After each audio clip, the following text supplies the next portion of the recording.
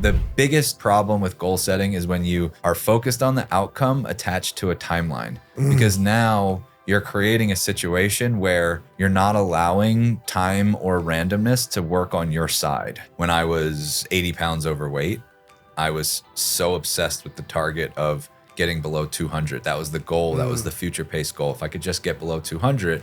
And I did a lot of things that I shouldn't have done that were detrimental to my health and to my mental health and to my emotional health and to my relationships, and all the things that I valued were now put on the back burner for the sake of this goal. And what happened when I achieved it? It wasn't good enough because it didn't change anything about me. It was just an arbitrary target. And that's how goals are often handled now. It's like completely mismanaged. The reality is you don't need an outcome. You want a direction.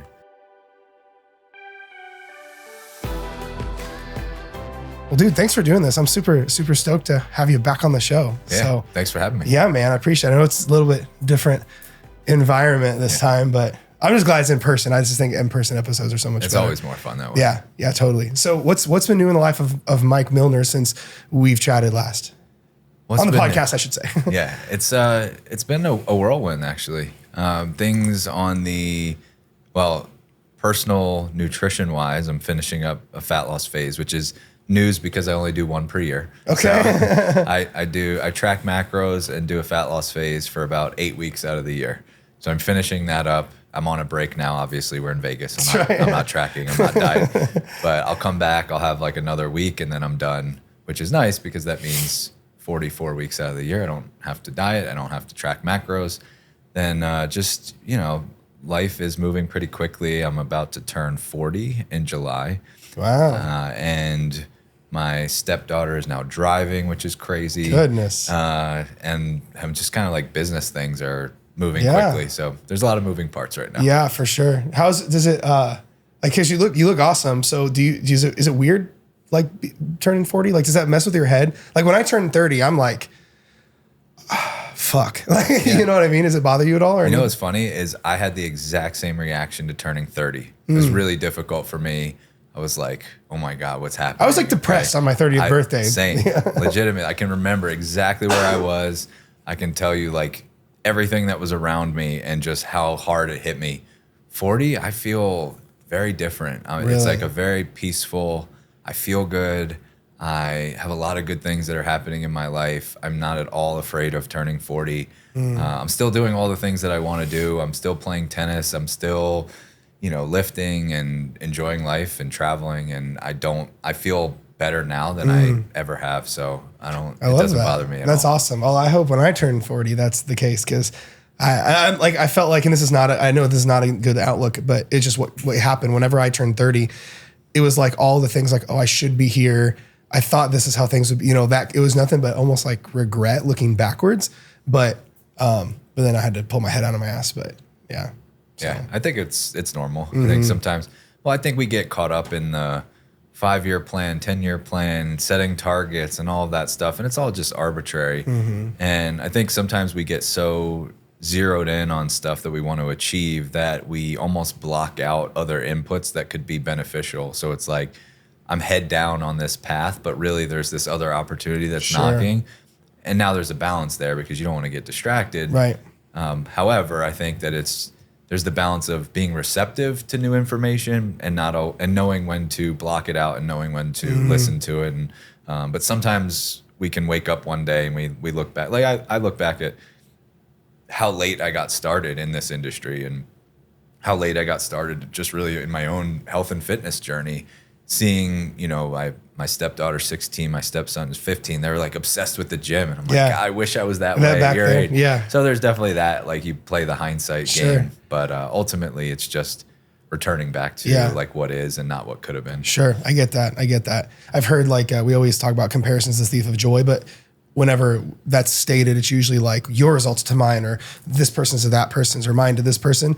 But I've heard it's actually deeper where it's like, no, like reality now to like how it could have been in my head, like any comparison, even if like grandma dies and I'm sad that grandma dies, it's because I'm comparing life when she was here, when she wasn't. Like there's different levels to that I never really thought about before. So yeah, it's almost like the butterfly effect of like one small decision could have changed the outcome and you start to play that out.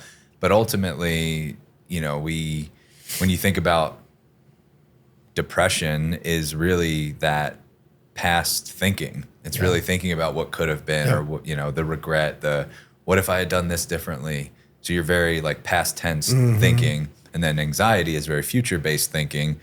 And most of the time the answer is just like return to the present moment and realize what is and be grateful for, all the things that you've been through that have gotten you to that point. And you're still in the driver's seat no matter what's been going on. Yeah. Well, on that, and I'm glad you brought that up. This is something that I've struggled with, but I think a lot of people in whatever realm they're in, like fat loss or life or business or whatever, it's like, how to put it, where if we're setting goals and targets, we're living in the future, right? That's a future thing, which certain people would argue that's a denial of this moment. That's not present. That's like, what if you setting this target could be missing out on this opportunity, right? So like, where's the balance for you is that? Because if we're just only present, then we're not setting goals and we're not like moving forward. We're just like right now, which I feel like that's not appropriate, but living only in the future is not appropriate. So where's that dichotomy for you? Yeah. Goal setting is completely mismanaged. Like when you actually look at the psychology of it, we set a target and then we're so future based that we often make decisions that are not in our best interest because we're so hyper focused on the outcome. And I'll give you an easy personal example. When I was 80 pounds overweight, I was so obsessed with the target of getting below 200. That was the goal. That was the future pace goal. If I could just get below 200. And I did a lot of things that I shouldn't have done that were detrimental to my health and to my mental health and to my emotional health and to my relationships, and all the things that I valued were now put on the back burner for the sake of this goal, right? And what happened when I achieved it? It wasn't good enough because it didn't change anything about me. It was just an arbitrary target. And that's how goals are often handled now. It's like completely mismanaged. The reality is you don't need an outcome. You want a direction. And the direction is what allows you to know, like a North Star, if you want to call it that. But you just need something that tells you I'm moving in the direction that I actually want to go. But that begs the question is, where do you want to go? And that's where most people lose sight. They set a goal because it sounds good or because somebody else said they should, like making more money or losing more weight or whatever it may be. But what does that mean for you? And what's the North Star? What's the direction that you actually want to move in? And now we can make decisions accordingly that are more present tense, like the behaviors and the decisions and the actions that I'm taking today. I'm confident they're moving me in the direction that I want to go, where I can kind of like keep my sight, 10% on the target or the direction or the North Star, but most of my attention and focus is on the actions and behaviors and decisions that I'm making in the moment. Sure. I like that. So for you, if that's the case, do you feel we shouldn't have as much specificity with goals? Like the stereotypical like goal setting stuff is like, you need to have, whether it be, I want to make this exact amount of money down to the dollars and cents, or I want to lose this amount of weight and I want this exact outfit to fit. Do you think it should be a little more arbitrary then? I think you should detach meaning. If you're going to set a goal, like a weight loss goal or a financial goal, there's nothing wrong with that. You just have to attach meaning to it. Like, what does that allow you to do? Nobody sets a goal just because. Right. There's something else that you're not pulling out.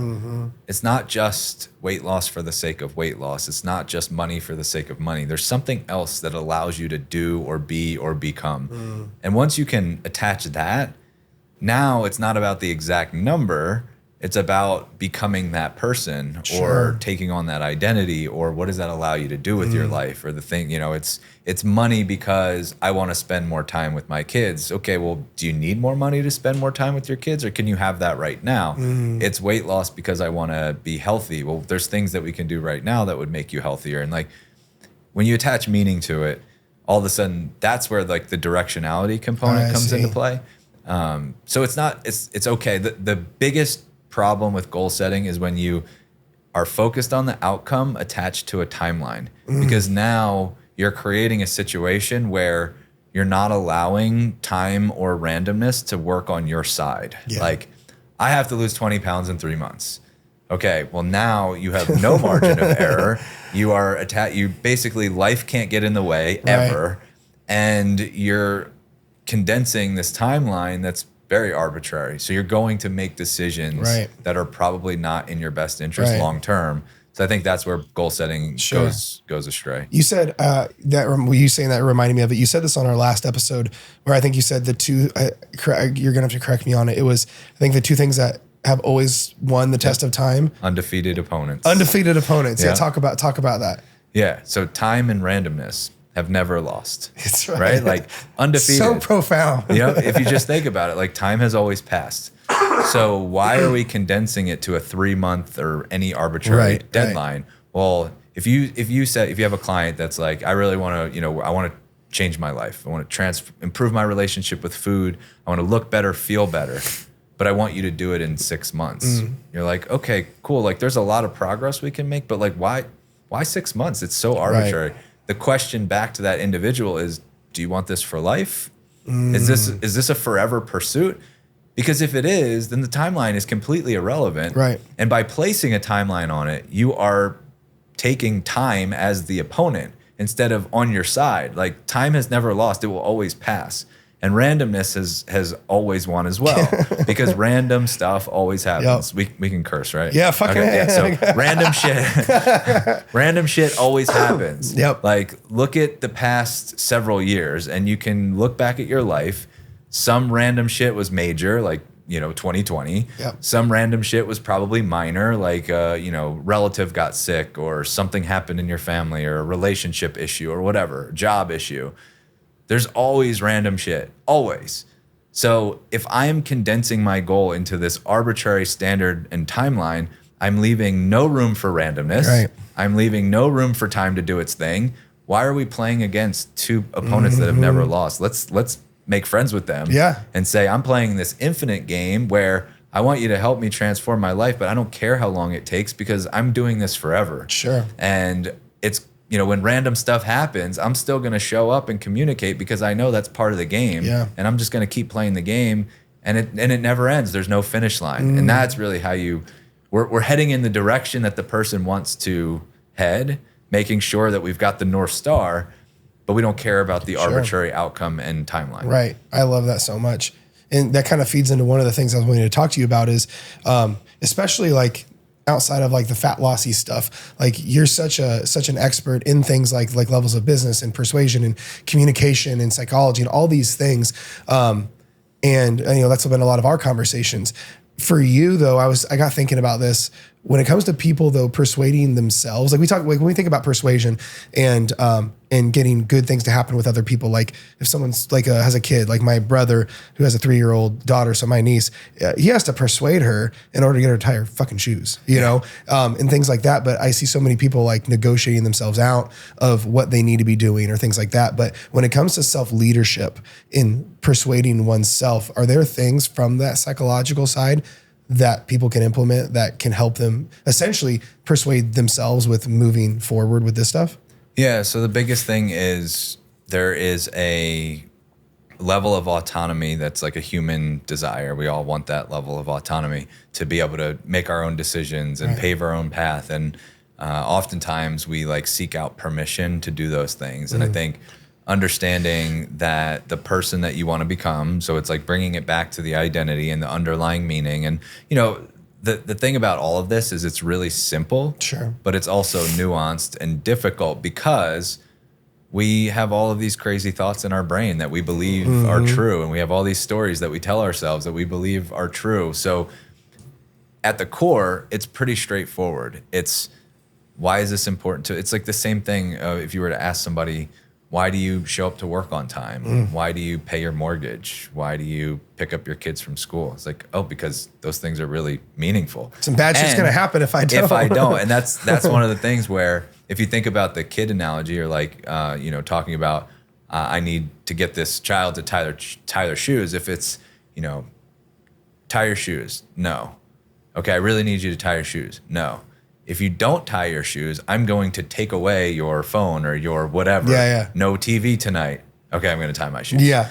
The thing that's being taken away is an external thing that they really value, but you can do that with yourself with if I don't pay my mortgage, my house is being taken away. Okay, if I don't go to the gym, it's not as immediate, which is why people struggle with it, right? It's the instant gratification brain that's kicking in, but you have to have that moment of allowing your future-based mind to take over and say, if I don't do this, it's costing me the self-trust, it's costing me my health, it's costing me the future version of myself. So you're almost like, if you think about how our society runs, it's kind of run on like consequences. For sure. And things that if I do this, this is going to happen to me. So what are the consequences that you place on yourself? And then who is the person that you want to become, acting in alignment with that? So there's different layers to it. I think if you can incorporate the identity piece and you can incorporate the what is this costing me mindset, not immediately, because you won't see it. You miss the gym one day, you don't see it. You miss it 10 days in a row, you start to see it. But it's that kind of thought process. Well, I mean, even to be fair, like even the paying your mortgage thing, like, or you're not paying your rate. I mean, you got at least 3 months before you're kicked out. You know what I mean? But it's still, I feel like people operate on their brains like, this is my fat loss double standards, but then the rest of my life is over here. Like the people that say I'm the perfectionist, I'm an all or nothing person in fat loss, but over here with their kids and their husband and their life, it thrives in balance. Why do you think there is? I see that. I've always wondered that, why in fat loss people have all these things that don't apply over here. Like I'm a perfectionist in fat loss, but over here I'm not. Like in the rest of my life, or over here I'm an all or nothing person, but the rest of my life I'm not. Why do you think that is? Yeah, I think it's just one of those areas where there's not the instant feedback loop, and I think it's tough. You know, as a mom or as a parent, you know, if you screw up a situation with your kid, like, what are you going to do? Stop being a parent? You're kind of forced to be in it. You're not really forced to be in the fat loss game, right? It's a want. Now you could argue that it's a need, but in reality, you don't have to lose weight. Nobody's forcing you to lose weight. Nobody's forcing you to be healthy. It's a want. And in life, like work and relationships, and you know, it's more immediate. And it's like, well, I don't have a choice. I still have to show up as an employee. You know, there's more immediate consequences. And I think that it's tough for people to get out of that. Again, it's that primitive brain that's kind of taking over. It's that like survival based brain where everything is instant and I get that immediate feedback. And if I'm a perfectionist, so if I can't see the results right away or the consequences right away, then I'm not going to take action. And I think what happens, what we often see, I know you experience this as well, it's like all of a sudden 6 months went by and I'm 20 pounds heavier. What the fuck? It's like, because it was a slow creep of a pound here, a pound here, a pound here. So I think the feedback loop is more instant in other areas, and it's a little bit more delayed in fat loss. Yeah, no, that makes sense. That makes a lot of sense. Now, I know you keep going back to identity and whatnot, and we have like our process that we use with people that on how like a systematic approach to how we shift someone's identity. But I don't think we've ever talked about this. And I'm curious from your perspective, if someone's like, okay, Mike, I get, I need to change my identity, but like, it's so intangible and sounds kind of like if someone says, be mindful, it's like, what's that even mean? Like, okay, how do I be mindful? For you, how does someone shift their identity so it actually serves them so they become the version they're trying to become? Yeah, I think the first step of any process is awareness. I mean, you can't change anything that you don't know, that you're not aware of. And not a lot of people want to do like the introspective thinking exercises, but there's no way around it. So you start with awareness around the person that you want to become and writing that out. So there's prompts that you can use, but at the end of the day, it's who do I want to become? And then what are all the things that person does? Like, what do they value? Highest priorities? How do they conduct themselves? What does their day look like? All of that stuff. And you're just basically journaling out that version of you. And then you're looking at, where am I acting in accordance with that person? And where am I acting incongruently? And now we have a gap that exists because there's things that you're doing well and there's things that you're doing not so well. And then we just kind of like step by step, like what's for you as the individual of all these things that we've outlined where you're not acting like the person you want to become, what's the low hanging fruit? What feels very doable? Like one thing that feels really doable right now. You're like, okay, I'm confident that, you know, missing the gym all the time, like the version of me that I want to become gets there at least twice a week. And I feel really good that I can start doing that. Okay, great. That's where we're going to start. Then you prove it to yourself, and now you're literally one step closer. And now we just continue to knock it down one by one. And that's the process. It's not exciting. Yeah. It's not sexy to talk about. It's just really effective. And that's behavior change. Again, if you look at research on behavior change, it's one thing at a time, one habit at a time, one decision at a time. And then you reinforce it and you build more confidence to follow through, and it just picks up momentum and compounds from there. Yeah. I love that. I think when people hear that one thing at a time, like imagine we both own coaching programs, right? But I feel like if someone had a whole coaching program and it's like we called the habit of the month. I only changed one habit a month, no more, no less. Like I feel like no one would sign up for that. But I was what actually made me really rethink all of this was I was at a big business mastermind, like kind of a conference like this, but it wasn't fitness specific, and it was nothing but crazy high level entrepreneurs in the room. This was several years ago. And Jesse, you know who Jesse Itzler is? Mm-hmm. So Jesse was a keynote, and Jesse was talking about this, and Jesse's like, all right, everyone put your hand in the air of anyone who's added 12 new habits to your year. In this last year, who's added 12 solid habits you could give me in the calendar year? Not a hand was raised. He goes, okay, 6? Not a hand was raised. He goes, 3 habits last year that you added that are now concrete in your day. Like a quarter of the room went up. And it was such a small, and he goes, okay, so if I said, hey, I want you to do a habit every single month. This today, I want you to start drinking X much water. Next month, you're going to now add in a step count. The next month, you're going to add in protein. He goes, you all would say it's taking too long. Like just a habit every single month. By the end of the year, you'd have 12 rock solid habits. He goes, but only 30 people in this room said you added 3 habits. That's not even 1 per quarter. You know, and I just think it's interesting where like most people have never added that many habits to their year, but they would also turn around and say a habit a month is too slow. Yeah, I think that just speaks to kind of what we were talking about earlier of the instant versus delayed gratification. And it's tough. Like we want to feel the process working. And I talk about this frequently, and I always remind clients, and I'm like, the moment that you feel it working, it's happening too quickly, and you're adding unnecessary risk, and you're probably going to crash and burn. And if you think about it, anything this applies. Like if I drink coffee, the moment that I feel jittery, I had too much, right? Like I feel it working, it's probably too much. Yeah. The moment that I feel ravenous and intense cravings and low, I'm too fat. I'm adding too much. It's too much, too aggressive. So I feel completely crippled by my workout. I did too much. It's like we want to feel it happening, but that's just going for speed for the sake of speed. Sure. And not necessarily like you can go really fast in a circle and get nowhere, but you feel it. It feels great. Yeah, I feel that dopamine hit because I'm going really fast, but you're not getting anywhere. Yeah. Or we can optimize for direction. And that's where I say, like, we have to know, are we moving in it? And that's the one habit philosophy is I'm moving in this direction towards this person. It's difficult. It's simple, but it's difficult. It's the mindset that's difficult to overcome of it's not happening fast enough. It's not intense enough. And unfortunately, you know, when you try to optimize for speed, you're adding unnecessary risk. So. No, I totally get that. I had a friend of mine that I never thought about things like that until I had a friend of mine. I like grabbed his hot, like it was like a mug of coffee, but it was fucking hot. And I pulled my hand back because it was hot, and we were talking about it. And he's like, "Well, if you're recognizing that it's hot, your hand's already burned." It's like it didn't and it's not like I recognized it and nothing bad happened. It's like my hand was already burned because I felt the pain, you know.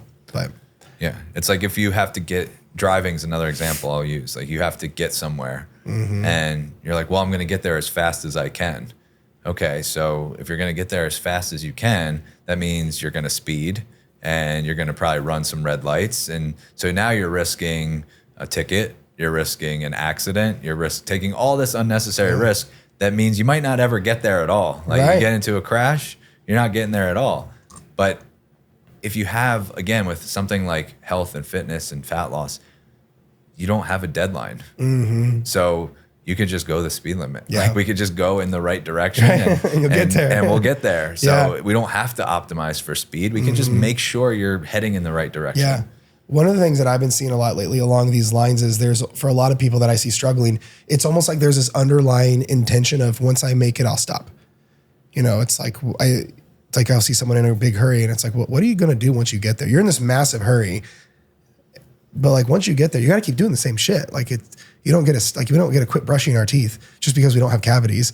Otherwise the cavities will come back, and there's, I think the idea of like, once I get there, I can stop, but that's not how it works. Yeah. You're talking to my reality for a long time. Like that was my mindset forever. It was, I have to suck this up now so that I can go back to doing all the things that I like to do, back to normal. But normal for me was drinking and eating like an asshole. Mm-hmm. But I would restrict and I would do all the fad diets and I would do every starvation program you can imagine. It was like, I just have to suck this up and be miserable so that once I hit this goal, I can go back to all the things. Like, I would not eat the foods that I want to eat. I did Optavia before it was Optavia. I did MetaFast before it became Optavia. Same packaged crap shipped to my door, same exact 800 calories a day. Yeah. It was like, I can't wait to eat food again once I lose this weight. Well, like, what do you think got the weight on in the first place? I was eating and drinking like an asshole. So, and then it all clicked. It was like, oh, of course, like the baseline has to change because the baseline is what's getting me to the position of not liking how I look and how I feel. So like the baseline has to change. The foundation has to change. And that was like the light bulb moment of, I've been doing this all wrong. And like all these methods that I'm using are never going to get me to where I want to be because I'm not changing the foundation. And then that just shifted the whole focus. So did you come to that conclusion on your own when you're like, what the fuck is wrong with me? And just like a come to Jesus moment? Or did you have like a coach or a mentor be like, bro, please? Yeah, it was a little bit of both. Okay. Yeah, it was a little bit of both. I think I repeated the cycle so many times of just being like, you have to try harder. You have to be more disciplined, all of that. And I started to recognize the cycle and the pattern. And then I did hire a coach that was like, here's why. So I had the like instinctual, this is never going to work. I need to change the approach. Okay. And then I had the coach who like framed it in for me. And he's like, here's why none of this worked. And here's what was actually happening while you were doing this stuff and all. And so that was like, it put it all together. Showed the how, like kind of laid everything out for me. And also, for me, what was really important was he alleviated me of blame because I would blame myself constantly. Oh, okay. And he was like, the important thing is none of this was your fault. It's like, this is the way that things are marketed. This is the way that diets are sold. It preys on people like yourself who are really feeling insecure and want to make a change and want to change, the change to happen quickly. So like first thing you have to do is tell yourself that it wasn't you, that you're not a flawed person, you're not a failure, and you're not to blame. And that was like having that permission was the thing that really allowed me to skyrocket my results. And just like, it wasn't just like that little like perspective, that's belief shift, if you will. Yeah, it clicked. It all made sense. And that doesn't mean that I didn't have setbacks. Of course. But it just clicked and it made sense and it just kind of put me on the right track. How does, along those lines, this was actually on my list of things I wanted to talk about. There's so much power in a belief shift, right? Like if we don't change a belief, I mean, I think the best analogy is the belief, our beliefs are like the chairs or the legs under a chair, right? It's what holds everything up. And then you get into the subconscious levels of that and then subconscious actions and everything. But and then we talk about even with like human persuasion and getting someone's buy-in that you have to have a belief shift, right? We can't operate on whatever was in the iPhone 3 when we have iPhone 15 now. Like the operating system has to change. So how does someone like are there fundamentals, especially psychologically, of how to break a belief down?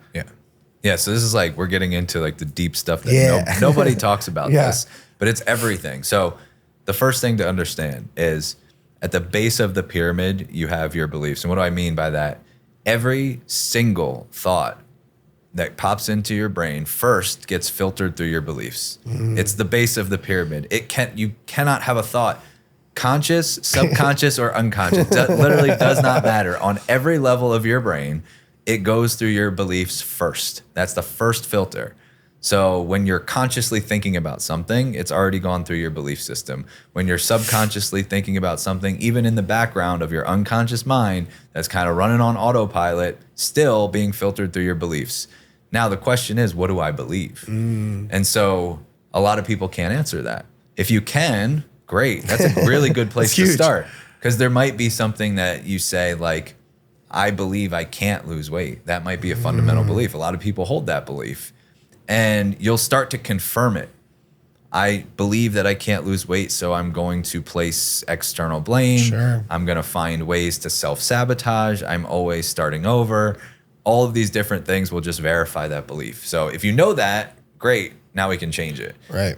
The process of changing it is actually pretty straightforward. It's you know that this is a belief, and you're like, this is not serving me. I want to rewrite this narrative. Why do I believe this? What was the background of it? Where did it come from? Okay, I'm going to basically reinsert a story and a narrative that fits what I actually want to believe. And then you just kind of reinforce it through your actions and habits. And it takes a little bit of time, but it's not that complicated. But a lot of people can't answer the what do I believe question. And it's a difficult one to tease out because sometimes there is truly, I can't remember who said this quote, but it was like, we're willing to challenge any belief we hold except ones we don't know we have or the ones we really believe in. And like, wow. You can see that a lot. Like if you ever go on social and try to argue with somebody who has a strong belief in something, it's, you know, you're talking to a wall. You're never going to penetrate that wall. They have to come to their own conclusion. Yeah. But if you don't know any of those beliefs, the way to pull them out is pay attention to your emotions. Your emotions are information.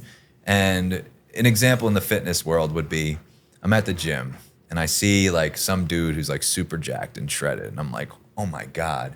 And I have an emotional reaction and I'm like, jealousy, envy, fuck that guy. That's right. Anger. And I'm like, what is that telling me? So I recognize there's an emotional response. What is that telling me? Right. Well, there's a belief that created that. The belief is I could never look like that. I'm not capable of that. Like now all of a sudden we got to the base level of the pyramid.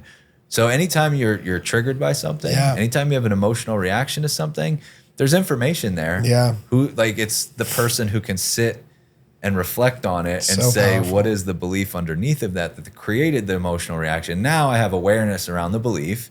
Is it serving me? Can I rewrite that narrative so I can just be like, props to that guy. Right. Like, yo, great work. Yep. Like, I'm super impressed. And I'm still confident in myself Sure. because I rewrote that belief and now it serves me in a more, effective way. So I love that. That's really the whole process. And then there's different layers to the pyramid. After beliefs, you go into principles and then strategies and then tactics and tools.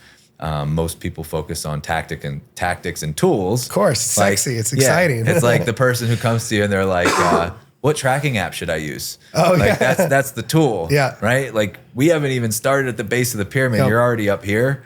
And that's why typically they're like, oh, well, it must have been the tracking app. I need to go find a new one. Or like, what supplement should I take? Or is this program cool for like gym or at home equipment? Yep. Or like what temperature is your water? Yeah. How many grams of protein do you take? So start at the base of the pyramid. Most people don't want to go there. Yeah. And when you do, it's transformative beyond just fitness. Sure. Well, I think that's why also like both of our coaching programs start with that stuff. Like in my program, we call it Dieting from the Inside Out, the name of the show, where we have to start there. And I think you guys do the same thing with your program. I think you call it something different, but you're not like ready to throw all the tactics and strategy and jump right into fat loss until all those things are fixed too, from a strategic standpoint, right? Yeah. Yeah. You got a top-down approach. Got to start with what's going on. Because that's the X's and O's of fat loss. They're so simple. Yeah. They're so basic. The thing that gets in the way is the thing between our ears that creates all of these narratives and stories and limitations and excuses and roadblocks, perceived or real. That's the thing that gets in the way. It's really no more complicated than that. The X's and O's have stood the test of time. Yep. They are what they are. You can't change them. Yep. You could try to change, the laws of thermodynamics, but like science has held up in that regard. So what we're working on here is our mindset and that's, the belief system and your identity and all of the stuff that creates the sabotaging ways or the alignment of becoming that person. If we don't start there, then it's a very flimsy foundation. Sure. Well, I feel like a lot of that comes also down to like what we're talking about is like the underlying tone of this is like hyper levels of awareness. Is there anything that you see that I've been asking this a lot lately to some guests, so I get into this deeper stuff with, is there anything that you have your people do that helps create more awareness? Because I think I heard it first from Dr. Joe Dispenza. He said, we can't escape a jail we don't know we're trapped in. And all these things are cool if we're conscious, but that's like 10% of the fucking day. Yep. So is there things you have your people do that help their awareness more throughout the day? Yeah, there's a lot of different tools, but it's funny because I had somebody where I did an episode talking about like the belief pyramid, and she messaged me and she was like, there's a couple people and there's like, do you have any courses or books that teach me how to like figure out my beliefs? Wow. And I was like, you can't educate your way to this. Like we always like my therapist used to give me a hard time about this. She's like, you try to like intellectualize everything. Yeah. She's like, just feel shit. Like, Feel shit. Just feel it. Like stop trying to learn your way, like intellectualize it and give me the course and give me the book and give me the thing. And I was like, you have the answer. Nobody else has the answer. You have the answer. But like spend some time in silence with yourself. Go for a walk and just reflect or do some meditation, do some journaling. There's like an exercise where, and the name is escaping me right now, but you basically sit at a computer and you type as fast as you're thinking, and you don't edit, you don't fix typos, you don't do anything, and you literally just stream of conscious type as fast. And the reason why this works is because if you do this with journaling, your hand can't keep up. And your brain will outpace it. But with typing, a lot of times we can, at least to a quicker degree, especially if we're not worried about typos or anything like that. We can just go and it'll look like a jumbled mess, but there will actually be some value. There was a book that was written on this whole process, but there's different techniques like that: journaling, meditating, walking and reflecting, sitting in silence with yourself, breathing exercises, doing the typing thing, voice notes to yourself, brain dumping. There's the bottom line is you just got to find a way to be introspective for some period of time each day. I have a mentor of mine. I have yet to do this for this long. He, one of his non-negotiables every day, he's a super, super like spiritual guy. And he does 2 hours of meditation every single day. And by meditation, he just means I sit in silence. Like he's like, I'm not like praying or like only thinking positive or visualizing. He like, I literally sit with my eyes closed in silence, listening 2 hours a day. And he said, and for him, he says almost every introspective problem will go away because you're going to get really triggered, and you sitting there, every bad or issue of a subconscious thought or these emotions or these things that you've been holding on to or whatever is all going to bubble up to the surface, and you can't go anywhere. And so you're going to have to like, you're going to hold space for it. It's eventually going to go. But 2 hours every single day and just listening to silence. Like that's a big jump from like, I'm not saying everyone out here should go listen to silence for 2 hours a day, but I know some people 10 minutes a day sure change their life. Yeah, completely. Especially with something like when you're talking about trying to lose fat. Sit with hunger for like 5 minutes. And don't do anything about it. Like don't just immediately react to it. Just sit with it. May not be hungry. See how it feels. Like I'm hungry. Okay, I'm hungry right now. Yeah. I'm just gonna sit with it. Any feeling like that, just sit with it for a second before you react to it, before you try to fill the void, before you try to soothe with whatever substance or thing. Just sit with it. Like even if it's 5 minutes, that's a powerful 5 minutes. Yeah. We'll have clients if they like, let's say they struggle with emotional eating, before if they're like, oh, I was bad day, stressed, I want to go to the pantry. We'll have them either sit with their emotions for 5 or 10 minutes, or if they're not quite ready for that, we'll just have them journal. Be like, just go, hey, brain dump, just write about what you feel. And it takes 5 or 10 minutes, and most of the time at the end, they're like, oh, I guess I don't really want that. I wasn't even hungry, because we put that buffer, but it was, well, let's hold space for the emotions first, then we'll deal with if there's even hunger there at all. Yeah, and most of the time they find out that the thing that they were using like didn't actually fix the problem. It was just a distraction, or it was something that was comfortable or familiar. It was a pattern. And so breaking that pattern, all of a sudden that brings your brain's like, wait a minute, normally we just grab the chips, and now there's a pattern disrupt. So you bring yourself to the present moment, and now you're more aware of what do I actually want here. And again, that doesn't mean that the decision is always going to be productive, but when it comes from conscious thought, it's more effective, and you're more likely to make decisions that you actually want to make. Totally. That's awesome. The last thing I wanted to ask you, kind of the same line, but a little bit different subject shift, is you've reinvented yourself like several times in your life, it seems. Like I know I've known you for just like a few years now, and I've heard your story from everything from like your business to where you're at now to like the disorder style eating and struggling with all that and your food relationships and everything. But I feel like if someone were to look at your life right now, you've hit like levels of big boy levels of success in so many areas. You're in a fantastic relationship now. Your businesses are all thriving. Your relationship with food, your physique, like all that stuff. You seem to balance and manage it all. And I know no one's life is perfect, and most people just see a highlight reel. But also, with all the mentors that I've spent time with in my life, I know success leaves clues, as cliche as that sound. So for you looking at as a whole of your entire life and seeing all of the success, especially where things are at now, is there like an off the top of your head, like a Mike Millner's success formula where you're just like crushing at all these areas that most people struggle in, let alone to get one, let alone it's just like you have all? Yeah. So I would say, I appreciate you saying that. I think for me, it doesn't feel that way. And I think because there's been a lot of like pain and struggle below the surface. And I think that people, you mentioned it, people see the highlight reel. Yeah. I was, really close to shutting down my business before things kind of clicked on that side. Sure. I was, I still struggle with body dysmorphia. So I'll finish my fat loss phase and I'll be, I know logically I'm in a good place, but emotionally I'll still look at myself and be like, yeah, but you could look better. My relationship is in it.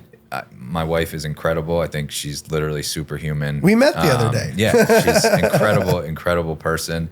3 beautiful kids, and I've developed an amazing relationship with them as their stepdad, and we're in a great place.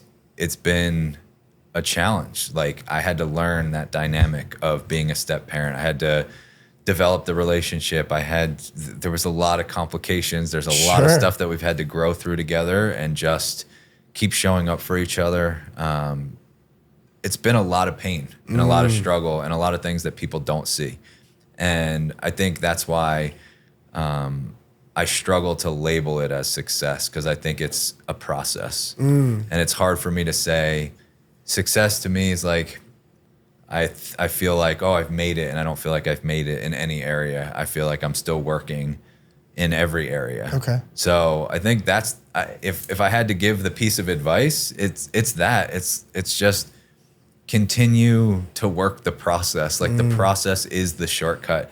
So in every area, like the process for my relationship is we communicate and we, do our own therapy together every single Saturday, no matter what. We go for a walk and we do a relationship check-in with each other of like, what do we appreciate about each other? What annoyed us about this past week, or something that somebody, like the other person did. That's awesome. What was our win? What's one thing we're going to work on as individuals that will help the relationship?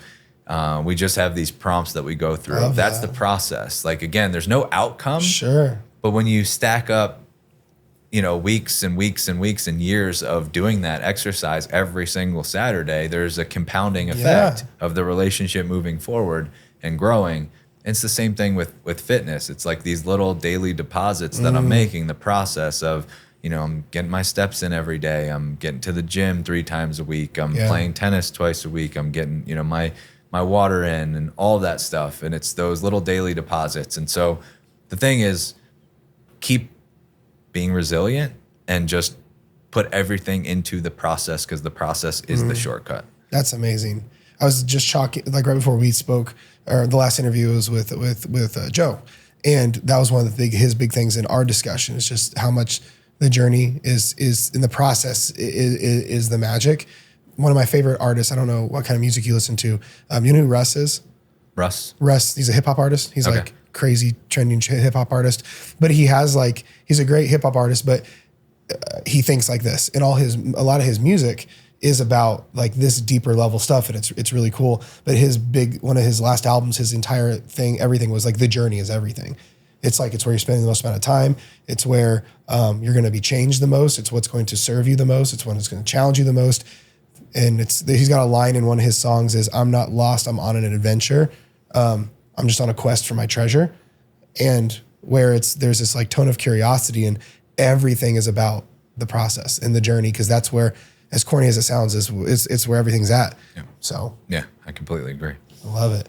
Well, dude, thank you so much for being here, for doing this. It's always a pleasure. Where can people find more about you if they want to get in contact, look at more of your stuff and things like that? Yeah, I appreciate it. It's a great conversation. Yeah. So my podcast is called Mind Over Macros, and we'll have to do another episode with you coming on my show. Totally. And then Instagram is @coach_Mike_Millner. I love it.